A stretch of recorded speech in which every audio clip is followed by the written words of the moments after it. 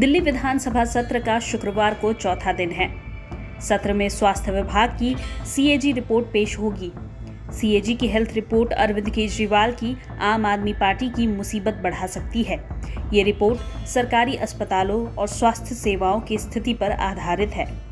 सूत्रों की माने तो ये सीएजी रिपोर्ट स्वास्थ्य सेवाओं की हकीकत उजागर कर रही है। दिल्ली की स्वास्थ्य सेवाओं को लेकर नियंत्रक एवं महालेखा परीक्षक सीएजी की रिपोर्ट में कई चौंकाने वाले खुलासे हुए हैं। सूत्रों के अनुसार सीएजी रिपोर्ट ने 6 साल के दौरान दिल्ली की सार्वजनिक स्वास्थ्य सेवा प्रणाली में गंभीर कुप्रबंधन, वित्तीय लापरवाही और जवाबदेही की कमी को उजागर किया है। सीएजी रिपोर्ट में कहा गया है कि दिल्ली के 14 अस्पतालों में आईसीयू नहीं है, जबकि 12 अस्पतालों में एम्बुलेंस उपलब्ध नहीं है और मोहल्ला क्लिनिकों में शौचालय की कोई व्यवस्था नहीं है। सीएजी रिपोर्ट में कई बड़े खुलासे हुए हैं। दिल्ली में स्वास्थ्य सेवाओं की बदहाल स्थिति का पूरा ब्यौरा दिया गया है। सीएजी रिपोर्ट की माने तो दिल्ली के अस्पतालों में बिस्तरों की भारी कमी है।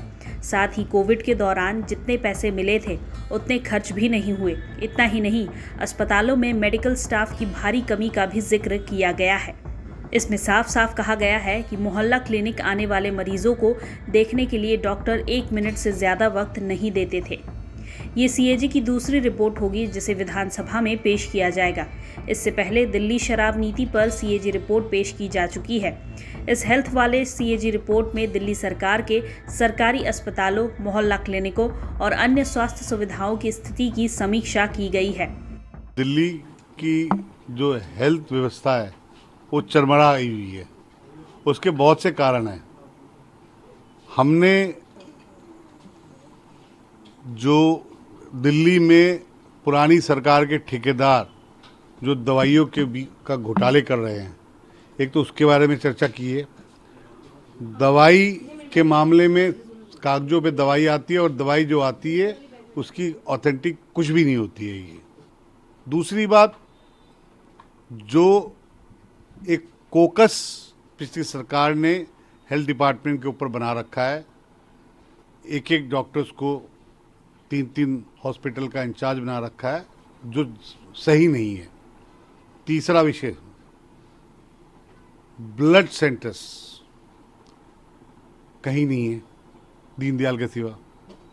जच्चा बच्चा केंद्र है नहीं, जो हैं वो उनकी हालत आप देख लोगे तो, और जो दिल्ली के लिए बहुत जरूरत है। कैग की रिपोर्ट आने के बाद किसी को बख्शा नहीं जाएगा, इस बात की मैं आपको विश्वास दिलाता हूं। उसमें कोई भी हो, हम अपने दिल्ली सरकार के अच्छे डॉक्टर्स को आगे लाएंगे।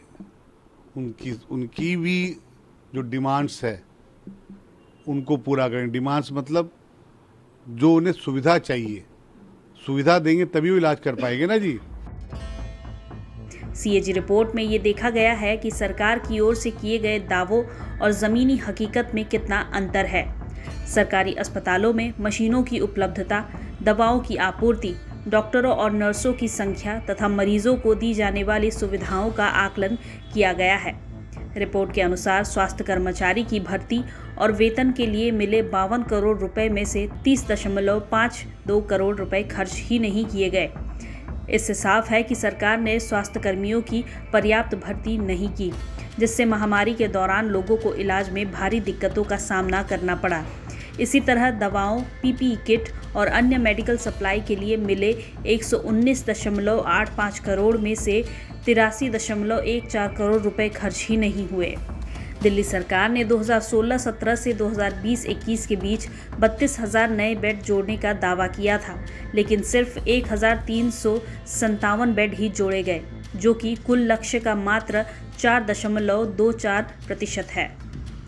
राजधानी के कई अस्पतालों में बेड की भारी कमी देखी गई, जहां बेड ऑक्यूपेंसी 101% से 199% तक रही, यानी एक ही बेड पर 2 मरीजों को रखा गया या मरीजों को फर्श पर इलाज कराना पड़ा।